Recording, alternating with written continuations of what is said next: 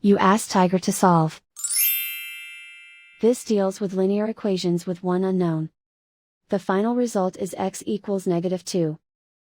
Let's solve it step by step. Group all constants on the right side of the equation. Subtract 10 from both sides. Simplify the arithmetic.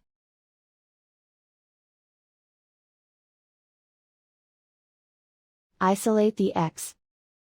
Divide both sides by 5.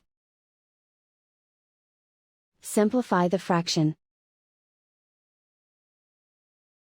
Find the greatest common factor of the numerator and denominator. Factor out and cancel the greatest common factor. And so the final result is x equals -2.